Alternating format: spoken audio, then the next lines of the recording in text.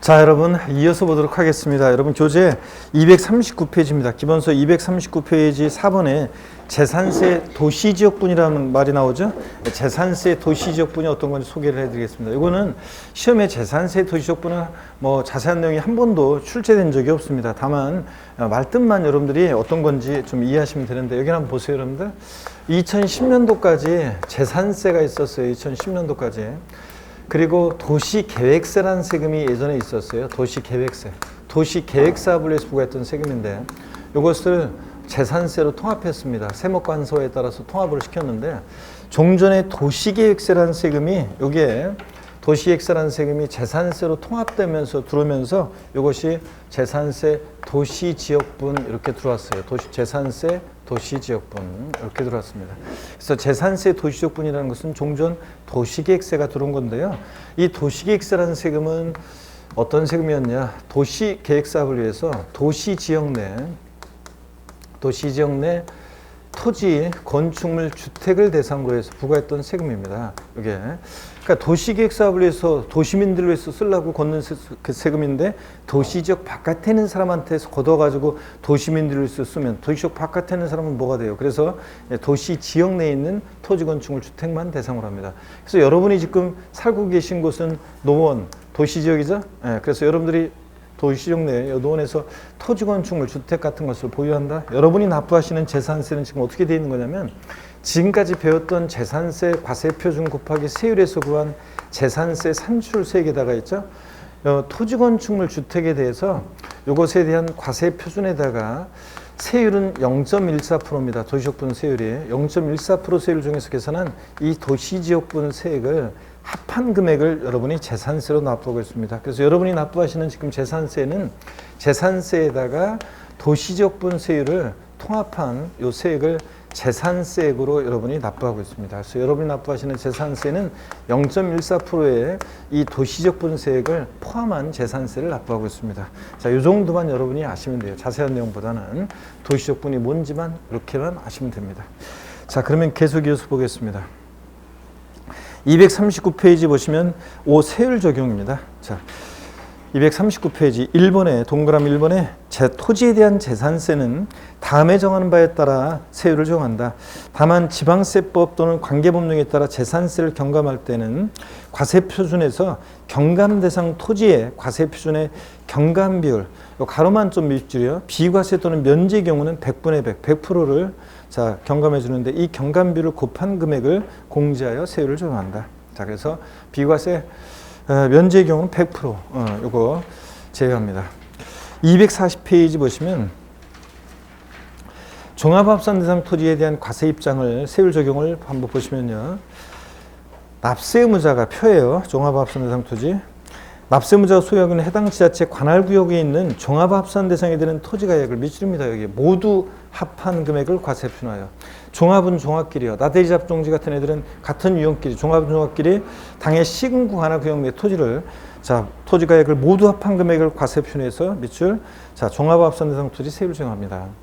별도 합산 대상은요, 납세 의무자가 소유하고 있는 해당 지자체 관할구역에 있는 별도 합산 대상이 되는 토지가액을, 여기 또 밑줄입니다. 모두 합한 금액을 과세표준하여 별도 합산 대상 토지 세율을 정합니다. 별도 합산 대상 토지는 상가 토지 같은 거라고 그랬죠. 일반 건축물의 부속 토지 이런 것들 등등인데, 요거 얘네들끼리 역시 동일한 시군구 관할구역 내 갑이라는 사람이 A 상가 토지, B 상가 토지가 있으면 그 가격을 합한 금액에다가 세율을 적용합니다. 분리대상이요. 분리대상이 되는 해당 토지가액을 과세표준해서 따로 분리해서 이 분리대상 토지 007방위사 그 세율을 적용합니다. 표 아래 동그라미 2번을 보면요. 밑줄입니다. 주택에 대한 재산세는 주택별로 주택세를 적용한다. 아까 봤죠? 주택은 여러 채의 주택이 있더라도 어떻게 한다? 주택별로. 그래서 여러분들이 거기 주택별에다가 돼지꼬리 땡냐 해가지고 주택별에다가 돼지꼬리 땡냐 해서 뭐라고 써놓냐? 소유자별 합산 X입니다. 아까도 말씀드렸죠? 여러 채의 주택이 있는 경우에 동일한 시공하는 구역 내 그 주택 가격을 소유자별 합산해서 세율을 적용한다 그러면 틀려요. 아니고 어떻게 한다? 주택별로 각각 주택별로 세율을 정하는 것이지 소유자별 합산 X 이렇게 놓으시고요. 그 다음에 계속해서 봅니다. 동그라미 3번이요. 아까 또 본 거예요. 주택을 2명 이상이 공동으로 소유하거나 토지와 건물의 소유자가 다를 경우 해당 주택에 대한 세율을 정할 때 밑줄입니다. 해당 주택의 토지 건물의 가액을 합산한 과세표준액에 주택세율을 정한다. 그래서 합산안에다가 여러분이 주택의 건물과 토지 합산안에다가 돼지꼬리 땡냐에서 또 뭐라고 써놓냐면 구분한 또는 건물과 토지 구분 계산한 이런 틀이라고 그랬죠? 건물과 토지 어떻게 한다? 합산한 과세표준액에. 그러면 여러분요, 요 지금 두 개 얘기를 읽었어요, 우리가. 제가 그래서 동그라미 2번과 번호 3번이죠? 요 얘기가 어떤 거냐.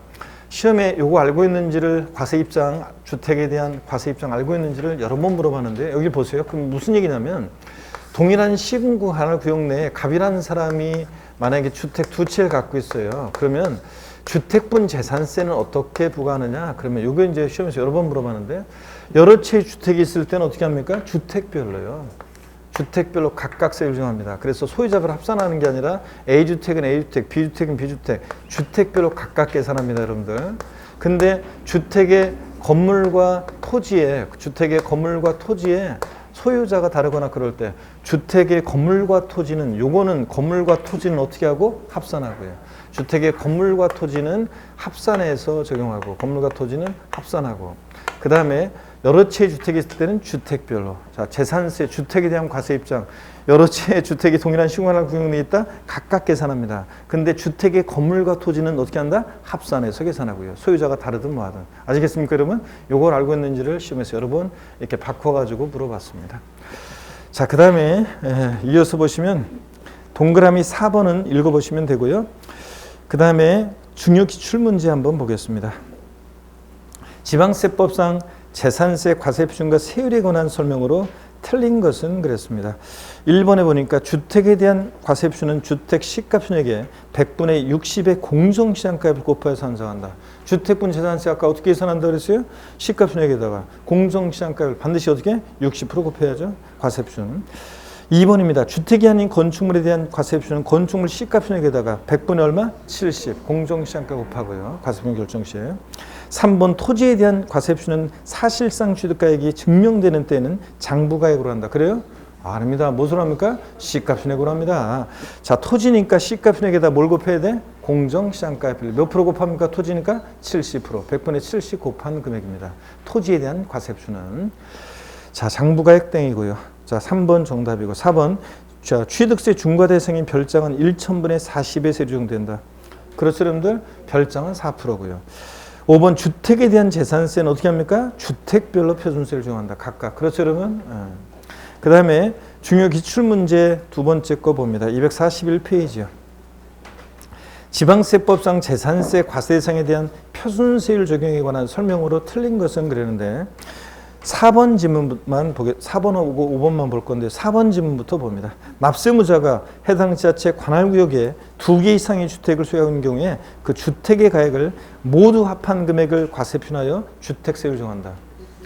아니고 뭐 틀렸냐면 두 번째 줄에 그 주택의 가액을 모두 합한 금액을 과세표준하여 여기가 틀렸습니다. 어떻게 되어 있어야 돼요? 주택별로 세율을 정합니다. 각각 두 채 이상의 주택이 있어도 5번과 비교해 보면 주택에 대한 토지 건물의 소유자가 다를 경우 해당 주택의 토지 건물의 가액을 합산한 과세표준액에 주택세를 정한다. 그래요?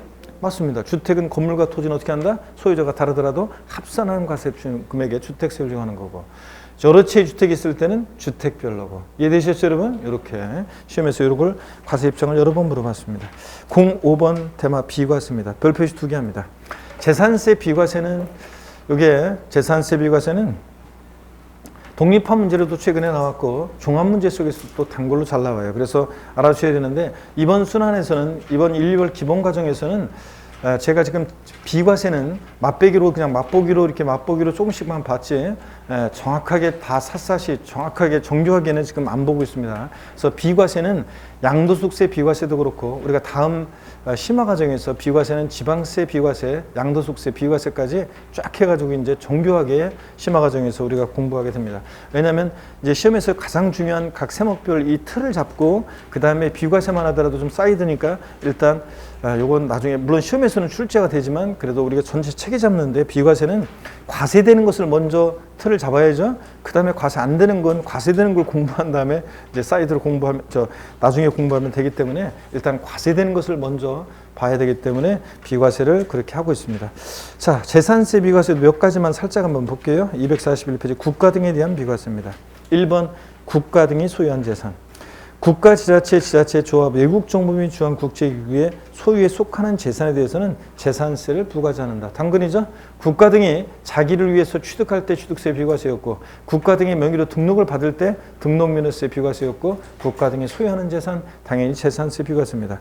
다만 또 밑줄이죠. 다음에 언어에 해당하는 재산에 대해서는 재산세를 부과한다. 그래서 체크하셔야 되는데 1번 대한민국 정부기관 재산의 과세는 외국 정부 재산.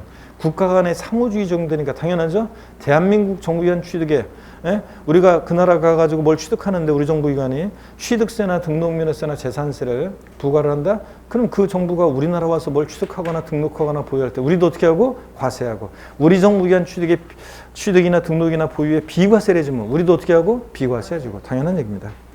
동그라미 2번입니다. 국가, 지자체, 지자체, 조합과. 이게 첫 번째 요건입니다.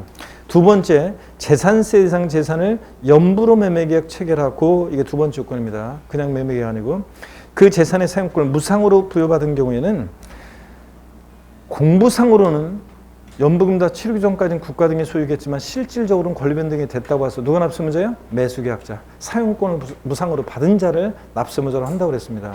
그래서 시험에서는 이걸 어떻게 바꾸냐? 국가와 연부매매계약 체결하고 그 재산의 사용권을 무상으로 부여받은 경우에는 국가 등의 소유이므로 비과세한다. X입니다. 자, 비과세 아니라 권리 변동이 실질적으로는 됐다고 봐서 무상 사용권을 부여받은 자, 즉 매수계약자가 납세무자입니다. 넘어가시고요. 242페이지 갑니다. 국가 등이 사용하는 재산은 뭡니다. 동그라미 1번이요. 자, 국가, 지자체, 지자체, 조합이요. 1년 이상 공용 또는 공공용의 사용, 가로 안에 1년 이상 사용할 것이 계약서 등에서 입증되는 경우 포함해서요. 하는 재산에 대해서는 재산세를 부과하지 않는다. 당근이죠. 내 빌딩이나 토지를 국가나 자체가 1년 이상을 공짜로 사용합니다. 그러면서 때가 되면 고맙긴 한데 재산세는 좀 내주셔야죠. 이런 곤란하죠, 여러분들. 비과세입니다. 다만 무상으로 사용할 때가 비과세인 거지. 자, 동그라미 2번이요. 다음에 언어에 해당하는 경우에는 재산세를 부과한다 밑줄이고 기업권 유료로 사용하는 경우 유료로. 자, 내 빌딩이나 토지에 대해서 국가 자체가 임대료 내면서 지금 사용하고 있어요. 당연히 제 빌딩이나 토지에 재산세 부과되겠죠? 네. 동그라미 니은번입니다. 또 밑줄이요. 소유권의 유상 이전을 약정한 경우로서 그 재산을 취득하기 전에 미리 사용하는 경우 밑줄입니다. 요거는 어떤 거냐면 국가 자체랑요. 국가 자체가 제 빌딩이나 토지를 살라고 지금 유상으로 매매계약 체결했어요. 근데 취득하기 전에 미리 지금 국가 자체가 내 빌딩이나 토지를 사용하고 있어요. 그럴 때는 이 매매 대금에 사용료가 포함이 되어 있다고 봐서 유료로 사용하는 것을 봅니다. 자, 유료로 사용하는 것을 보니까 당연히 재산세가 과세된다는 얘기입니다. 시험에서 바꾸면 뻔하죠. 국가와 소유권 유상 이전을 약정한 경우로서 그 재산을 취득하기 전에 미리 사용하는 경우에는 재산세를 부과하지 아니한다. X입니다. 과세합니다. 이거 유료로 사용하는 것을 봐서. 또 시험에 나왔던 것이 예전에 국가 등이 1년 이상 공용 또는 공공용에 사용하는 재산은 유상 무상을 불문하고 재산세를 부과하지 아니한다. X입니다. 뭐 할 때만? 무상 사용할 때만 비과세입니다. 유료로 사용하면 과세고요. 자, 그리고 용도분에 의한 이제 비과세가 나오는데 다음에 따른 재산, 가로의 밑줄입니다. 별장, 고불악장, 골프장, 고급선박 같은 사치성 재산은 제외입니다. 사치성 재산, 자 여러분요. 취득세든 등록면허세든 재산세든 지방세 비과세 문제에서 지문에서 사치성 재산이 들어있으면 무조건 과세입니다. 하여튼 사치성 재산 들어있다? 무조건 과세입니다. 제외하고 사치성 재산 제외하고 다음에 따른 재산은 재산세를 부과하지 않는다. 물론 단서가 또 있고요. 용도에 의한 비과세 첫 번째 이제 도로, 하천, 제방, 국어, 유지, 묘지 그래서요. 28개 토지 지목 중에서 비과세되는 6개 지목이 있어요. 그래서 나중에 이제 심화 과정에서 정교하게 하나하나 설명하면서 여러분들이 도와드릴 건데 좀 정교하게 배울 건데 오늘은 그냥 6개 지목, 비과세되는 지목이 있다는 것만 눈에 익혀두시면 됩니다. 그래서 랩하듯이 나중에 이제 외우게 되는데 임산부 노약자는 잠깐 헤드셋을, 저 인강수강생 여러분 헤드셋 끼고 있다 놀라지 말고 헤드셋을 빼고 자 들어봅니다. 28개 토지목 비과세는 6개 지목. 다음에 심화과정 때 외울 거. 도로 천체방 국어 유지묘지. 자, 이렇게 해서 나중에 다음 도로 하천 제방 국어 유지묘지 뭐 이러면서 외웁니다. 도로 하천 제방 국어 유지묘지요. 이렇게. 그래서 6개 지목 비과세는데 자세한 것은 다음에 심화과정 때 말씀드리고 여기 잠깐 보실래요? 오늘은 그냥 6개 지목을 눈에 한번 익혀두는데 지목이 묘진 토지는 제가 설명을 드렸었어요. 지목이 묘진 토지는 설명을 드렸었는데 한번 비교해 드렸습니다. 지난번에. 지목이 묘진 토지는 취득세에서는 과세예요. 취득세에서는 과세인데 세율도 일반 토지 취득보다 세율이 낮아요. 특례세율 정도에서. 나중에 이제 또 배우고요. 등록면허세하고 근데 재산세는 지목이 묘진 토지는 비과세입니다. 만약에 지목이 묘진 토지를 과세하면 사람들이 막 그냥 부모님 장례 치르고서 돌아오는 길에 내 명의로 왜 등록하라고 그래 묘지를 형 명의로 해 그러면서 서로 싸운다고 그랬잖아요. 그래서 동방예의주의에서 그러면 안 되죠. 등록면허세하고 재산세는 지목이 묘진 토지 뭐 한다? 비과세. 취득세는 과세. 요거요. 자, 6개 지목 비과세는 지목 나와 있고 그 다음에 243페이지에 보면 요 2번에 대한 내용이 최근에 30회 시험에도 출제가 되고 그랬는데 지문에 나오는데 정답지문으로 나오고 근데 요거 재산세 토지용 구분하고 같이 배우면서 보면 더 좋기 때문에 비교하면서 그때 이제 또 정교하게 알려드릴 거예요. 그래서 뭐 동그라미 1번 같은 거 살짝 한번 눈으로 보면은 군사기지 및 군사시설법에 따른 군사기지 및 군사시설 보구역 중에서 통제보구역 내에 있는 토지 비과세예요. 다만 몇 줄이요? 통제보구역 토지 비과세인데 다만 전답과수의 대지는 제외한다. 즉 과세합니다. 그래서 통제보구역 내에 있는 농지하고 대지는 전답과수의 대지는 과세입니다. 근데 비과세한다고 속입니다. 뭐 이런 것들. 그 다음에 동그라미 2번이요. 산림보호법의 규정에 따른 산림보호구역 및 산림자원의 조성 및 관리하는 법률에 따라 정된 자, 산림보호구역 밑줄, 최종림 시험님 밑줄이요. 그래서 나중에 이제 또 정교하게 또 합니다. 림자로 끝나는 이냐 비과세입니다. 그래서 30회 시험에서 정답 지원하는데 저한테 배운 수험생들은 요거 보자마자 제 음성이 들렸다고 그랬죠. 림자로 끝나는 이냐 비과세. 그래서 단맛 고르고 그랬는데 3번이요. 자연공원법에 따른 공원자연 보존지구안의 의미와 같은 거 국립공원, 도립공원 같은 데 있는 의미인데 이런 거 비과세입니다. 보존의 동그라미고 나중에 그 보조단에 나와 있는 자연공원법에 따른 공원자연 환경지구안의 의미는 분리과세 하거든요. 분리상 토지로 환경의 동그라미예요. 그래서 보존지구안의 의미, 국립공원, 도립공원 같은 데 있는 의미 이게 비과세거든요. 나중에 또 알려드립니다. 4번이요. 백두대간 보호지역안의 의미가 비과세고요. 오늘 그냥 대충 한번 이렇게 보고 갑니다. 3번 임시로 사용해서 사용 건축물. 임시로 사용해서 건축된 건축물로서 재산세 과세 기준 현재 1년 미만의 것은 재산세를 부과하지 않습니다. 비추려. 그래서 얼마 있으면 없어질 거니까 비과세예요. 근데 시험에서 임시로 사용하기 위해서 건축된 고급 오락장용 건축물로서 재산세 과세 기준 현재 1년 미만의 것은 재산세를 부과하지 아니한다. 알겠습니다. 제가 뭘 집어넣었어요? 고급 오락장. 임시로 사용해서 건축된 고급 오락장용 건축물로서 사치성 재산 들어있으면 무조건 재산세 어떻게 한다? 과세입니다, 여러분. 자, 지방세에서 사치성 재산 들어있으면 무조건 과세라는 거. 그 다음에 5번 봅니다. 행정기관으로부터 철거명령 받은 건축물 등 재산세를 부과하는 것이 적절하지 아니한 건축물 또는 주택으로서 법령이 정하는 것. 자, 본문 볼게요. 재산세를 부과하는 해당 연도에 철거하기로 계획이 확정돼서 재산세 과세 기준 현재 행정관청으로부터 철거명 받았거나 철거 보상 계획이 체결된 건축물 또는 주택이요. 자, 일단 밑줄부터 긋고 갈게요. 243페이지 맨 아래요. 행정관청으로부터 철거명 받았거나 철거 보상 계획이 체결된 건축물 또는 주택 밑줄 넘어갑니다. 244페이지 이때 주택은 건축물 부분으로 한정한다. 밑줄이요. 자, 이 경우 건축물 또는 주택의 일부를 철거하는 때 철거하는 부분을 한정하고 다만 부속 토지는 과세한다 밑줄이야. 자, 철거 명령 받은 건축물이나 주택이 어차피 때려 부술 거니까 비과세입니다. 그죠, 여러분들?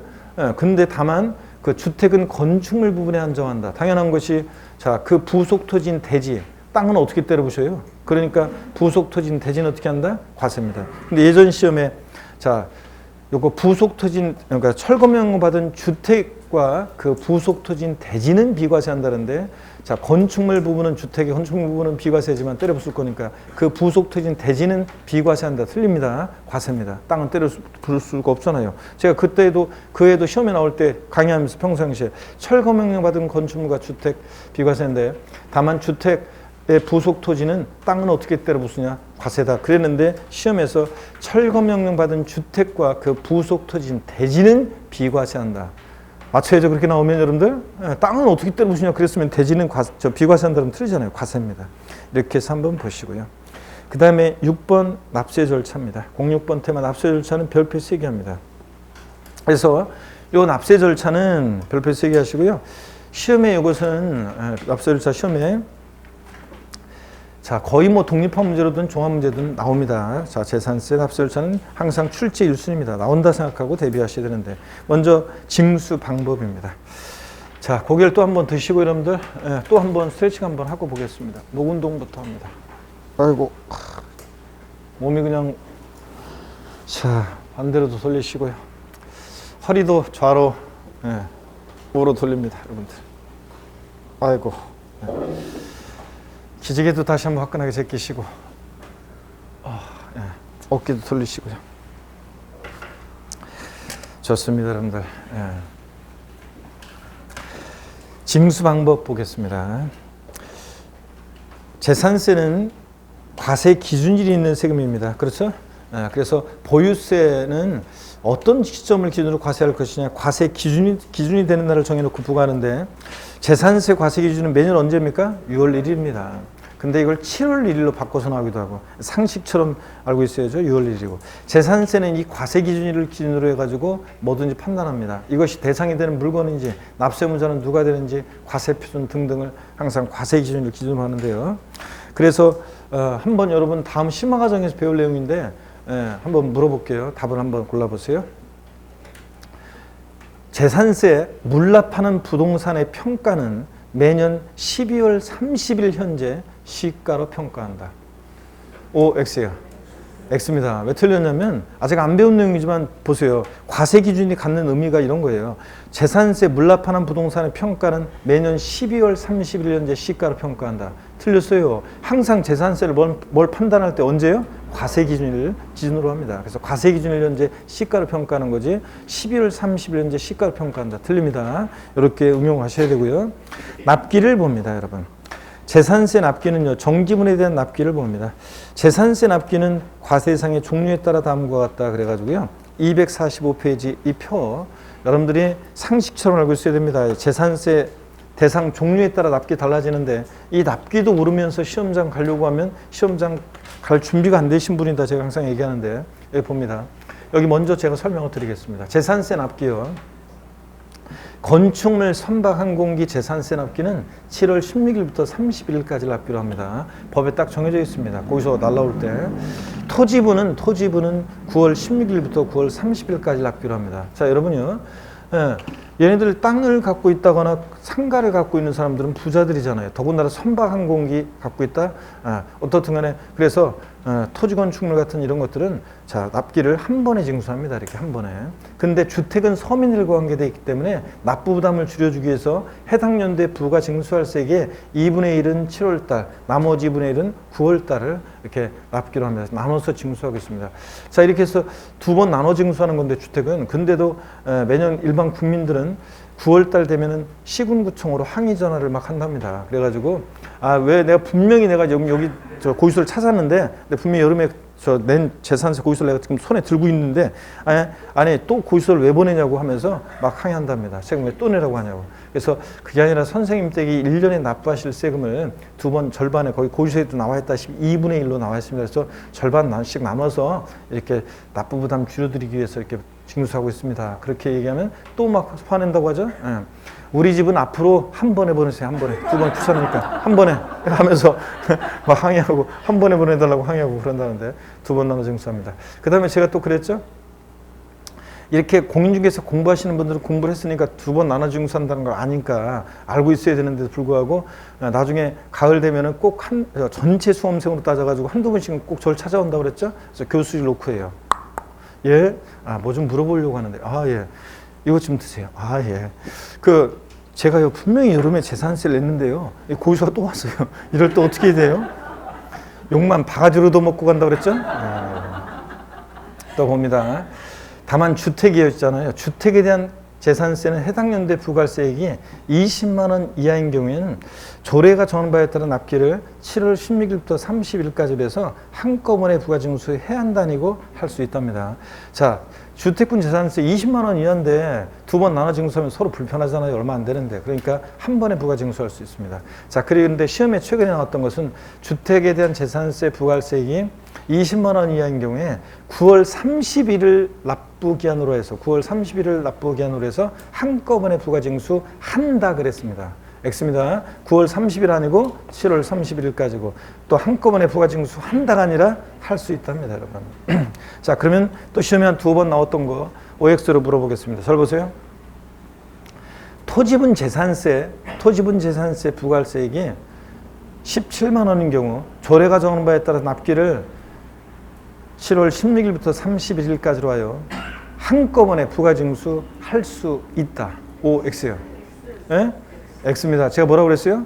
그렇지. 토지라고 그랬잖아요. 그래서 항상 여러분 숫자만 신경 쓰지 말고 재산세나 종부세는 항상 얘가 토지를 말하고 있는 건지 건축물을 말하고 있는 건지 주택에 대한 건지를 항상 살펴보셔야 돼요. 그래서 주택에 대한 것을 이렇게 원래 두 번 나눠 징수하는데 7월 달에 한꺼번에 부가 징수할 수 있는 거지. 토지분은 20만 원 이하더라도 무조건 납기 언제예요? 9월 16일부터 9월 30일까지입니다. 항상 잊지 마시고요.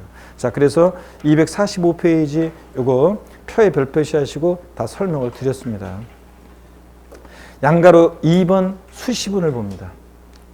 지하철 장은 과세상 누락 위법 착오 등으로 인해서 임의 부관세액을 변경하거나 수시부가 사유가 발생하면 수시로 부가징수할 수 있습니다, 여러분들.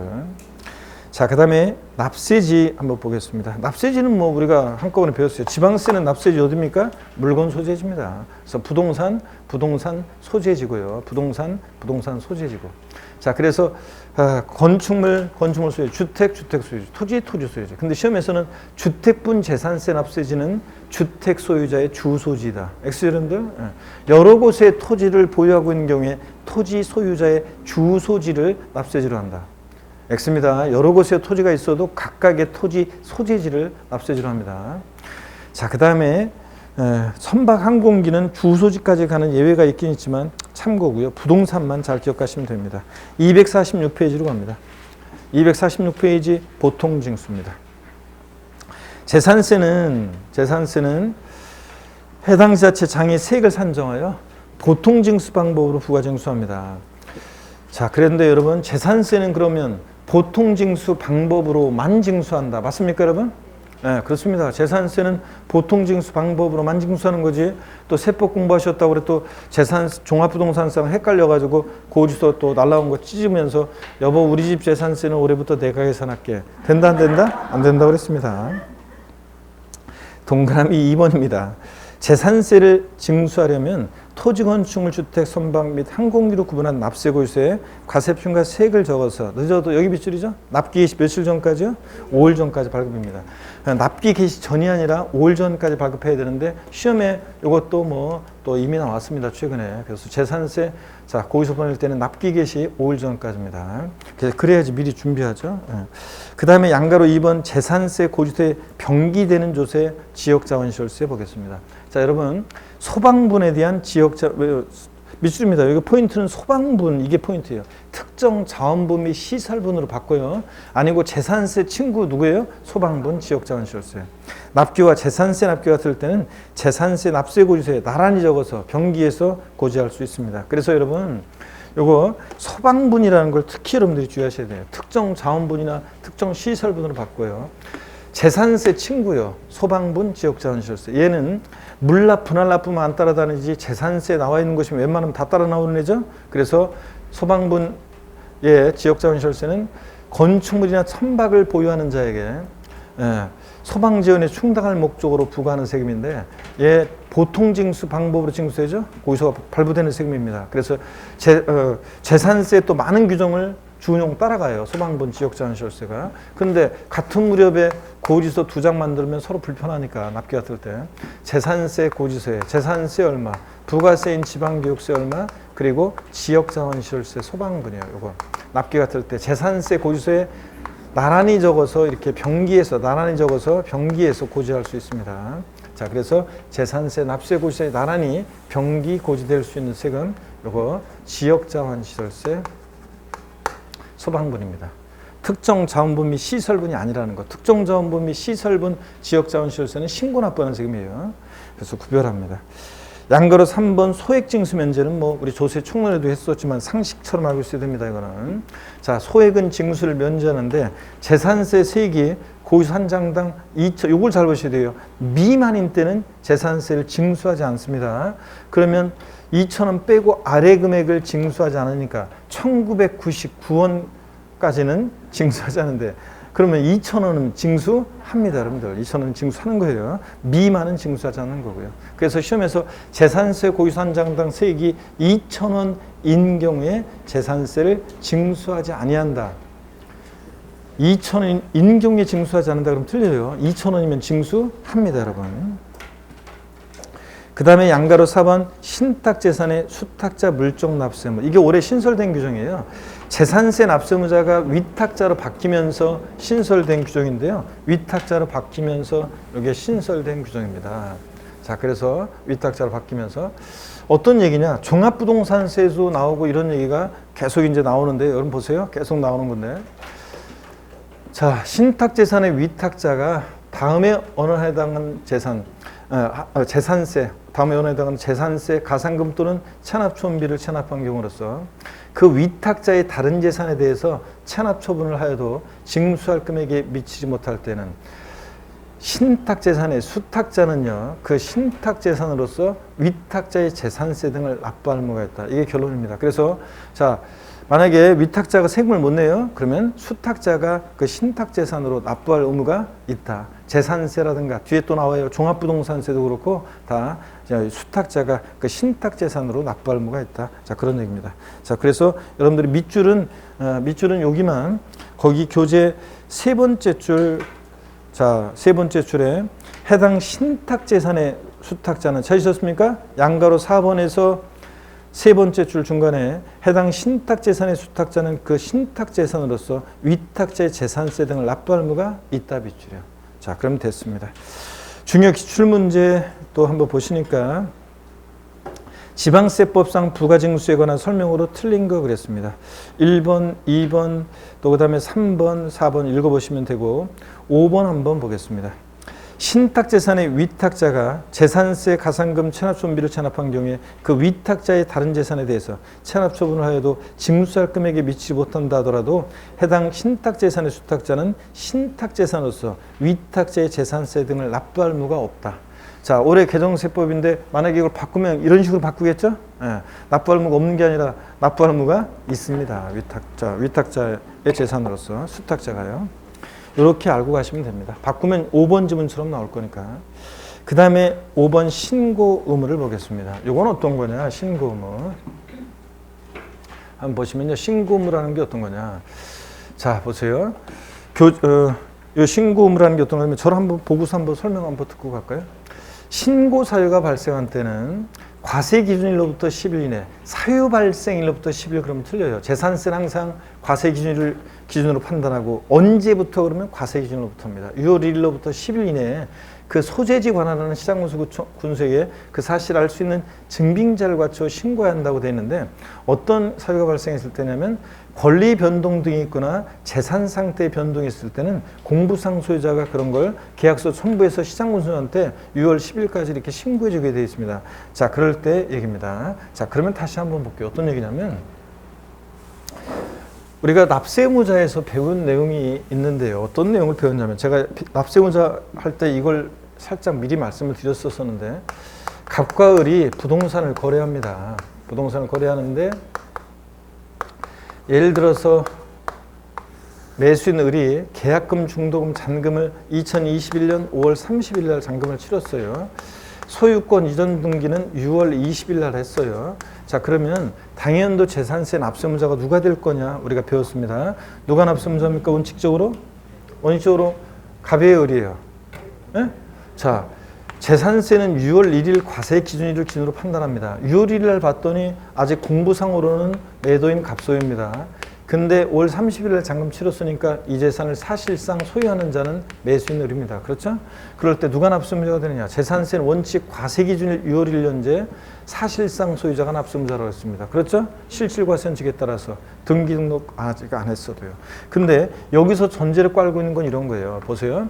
이렇게 권리 변동이 있는데 과세 기준일까지 등기가 안 됐다. 등기까지 됐다. 6월 1일 이전에 그럼 완벽하게 매수인 을이 납세의무자지만 자, 만약에 등기 아직 안 됐어요. 권리 변동이 있는데 그랬을 때는 이 공부상 소유자가 자, 과세 기준일로부터 10일 이내 6월 10일까지 이런 권리 변동 사실에 대해서요. 계약서 첨부해서 시장문수한테 신고해 주게 되어 있습니다.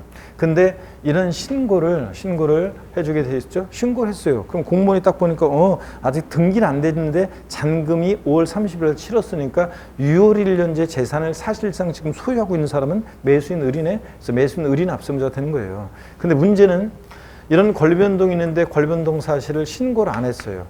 그래서 과세권자가 언제 잔금 치르고 이런 걸 몰라. 그래서 사실상 소유자를 알 수 없다. 권리 변동 등이 있는데 권리 변동 사실을 신고 안 해서 사실상 소유자를 알 수 없을 때 누가 납세의무자가 된다고 우리 앞에서 배웠어요? 공부상 소유자가 납세의무자가 되는 경우도 있다. 이런 걸 배운 거예요.